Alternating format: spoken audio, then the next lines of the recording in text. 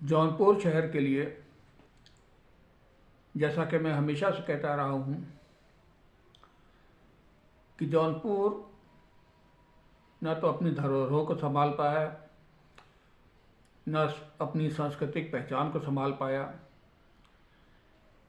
और धीरे धीरे ये विलुप्त होती जा रही है। आसान शब्दों में उदाहरण के लिए मैं बता दूं कि जब आप दिल्ली की बात करते हैं तो वहाँ का खान पान, वहाँ का रहन सहन, इसकी चर्चा होती है। मुग़ल बादशाहों के रहन सहन, खान पान की चर्चा होती है। लखनऊ की तहजीब की चर्चा होती है।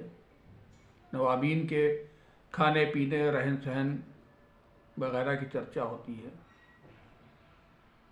इनकी तस्वीरें भी मिलती हैं। लेकिन जौनपुर के शर्की सल्तनत लगभग 80 साल तक शर्की बादशाहों ने राज किया।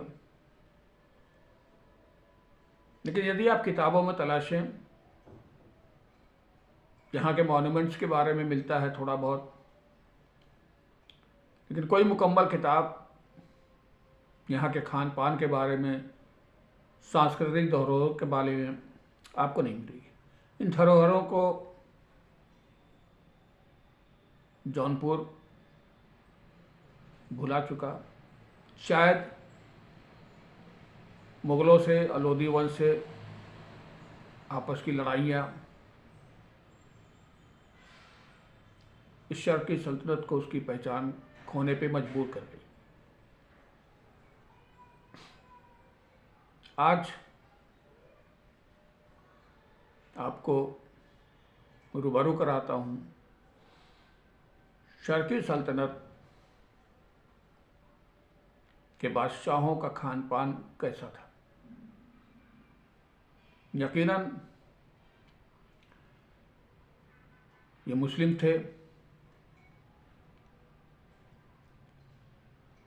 इनके ऊपर फारसी व्यंजनों का असर दिखाई देता है और आज भी उसमें से कुछ चीज़ें बची हुई हैं जो मशहूर है जौनपुर की, लेकिन हमें ये नहीं मालूम कि ये कहाँ से आई है। तो सबसे पहले सबसे मशहूर चीज़ की जिक्र करूँगा, वह है कबाब। कि शर्की बादशाहों के दरबारों में गलावटी कबाब और शामी कबाब बहुत मशहूर होता था। और आज भी जो मुस्लिम घर हैं वहाँ शामी कबाब ज़रूर पकता है।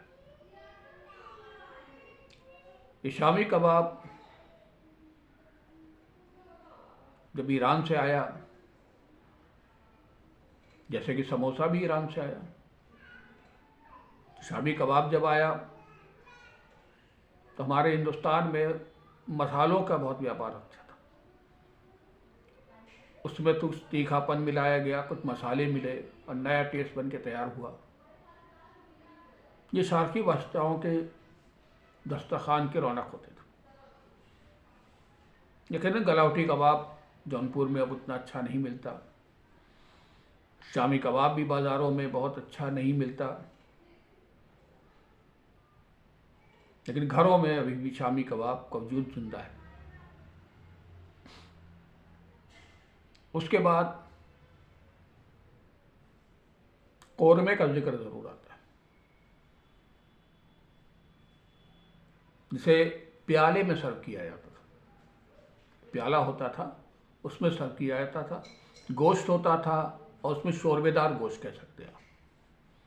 मसाले हैं, मखसूस मसाले उसमें डाले जाते थे।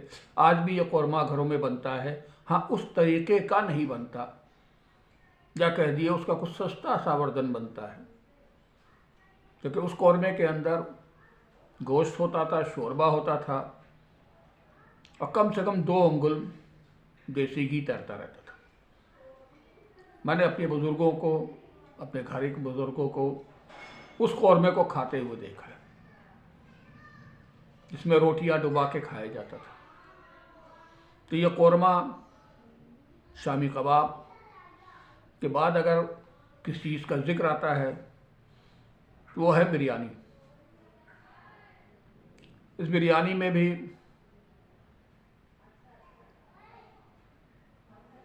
आपको मसाले मिला के ज़्यादा मिलेंगे, लेकिन जौनपुर बिरयानी से ज़्यादा पुलाव को पसंद करता था। यहाँ के बादशाह पुलाव पसंद करते थे और हकीकत में पुलाव ही मेन डिश है जिसके अंदर थोड़े चटखारेदार मसाले वगैरह और रंग मिलाकर उसको बिरयानी बना दिया गया। तो जौनपुर के अंदर एक पुलाव, जैसे मटर पुलाव ख़ास तौर से बहुत मशहूर था और आज भी मशहूर है, और एक कबूली बहुत मशहूर है। कबूली चने की दाल और चावल के साथ पुलाव की तरह बनाया जाता है। अब ये कह सकते हैं कि पुलाव में चने की दाल का मिश्रण कबूली कहा जाता है, और जौनपुर के घरों में आज भी कबूली मिला करती है, लोगों के खान पान में शामिल है। यह अलग बात है कि वो नहीं जानते कि कहाँ से सिलसिला चला आ रहा है। इस कबूली के बाद अगर जिक्र करें रोटियों का, तो नान और शीरमाल। शीरमाल दूध और घी के साथ गेहूं के आटे की बनी हुई मोटी रोटी होती है। अब जो बाज़ारों में मिलती है ये उसका सस्ता वर्जन है, क्योंकि उतनी महंगी शीरमाल रोज़ाना लोग अपने खाने में शुमार नहीं कर पाते। मैं जो शीरमाल बाज़ार में 10 से 15 रुपए मिल रही है,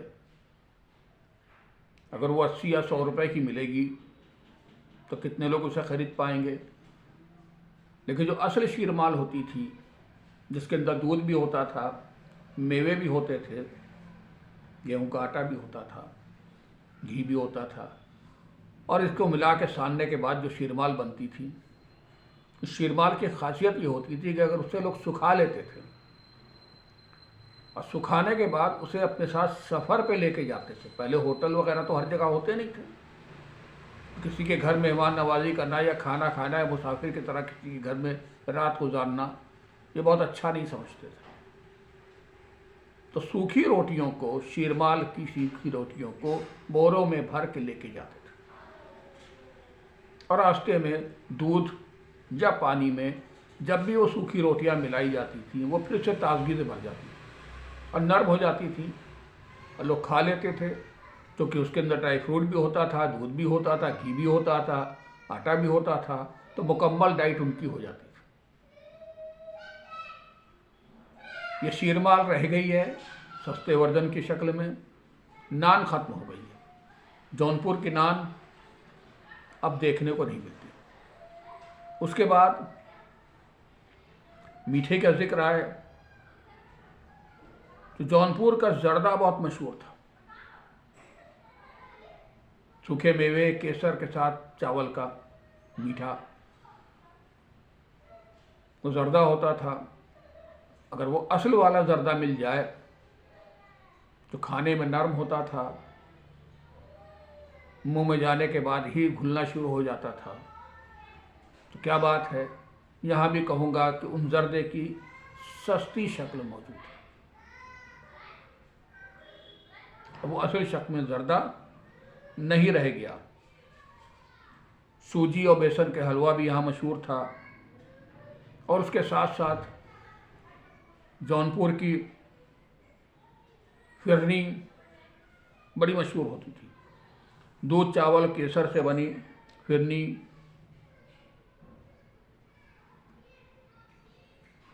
अक्सर ईद बकरी त्योहारों पर, अच्छे दिनों पर पेश की जाती थी।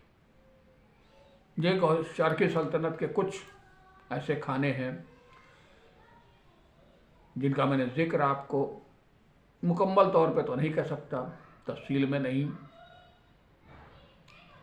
लेकिन शॉर्ट में किया, मुख्तसर अंदाज में समझाने की कोशिश की। हाँ, ये ही खाने यहाँ के मुस्लिम समुदाय के घरों में आज भी बनाए जाते हैं। चूँकि ये उतने मेवे, उतनी दूध वगैरह चीज़ों का इस्तेमाल नहीं होता है, या कह दिए कि कम होता है, इसलिए इनके जायके में भी फ़र्क आ गया। हाँ, थोड़ा अफसोस ये है कि ये चीज़ें यहाँ की दुकानों पर मिल सकती थी।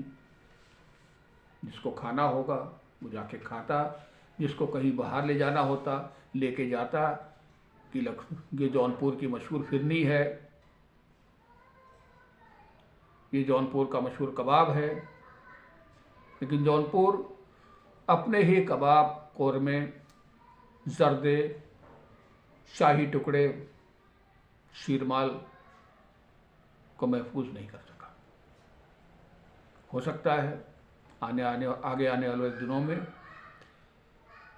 इसका कोई कारीगर बचा हो। मुश्किल तो यह है कि चीज़ें चली जाती हैं, लोग चले जाते हैं, कारीगर चले जाते हैं, लोग इनकी रेसिपी, इनके नुस्खे भूलते चले जाते हैं और धीरे धीरे ये ख़त्म हो जाता है या किसी और शहर के नाम से मशहूर हो जाता है, जबकि ये मखसूस डिश जौनपुर की हुआ करती। इसी के साथ अब अगले एपिसोड में दूसरी जौनपुर की सांस्कृतिक धरोहर के साथ आपके सामने फिर हाजिर होंगे।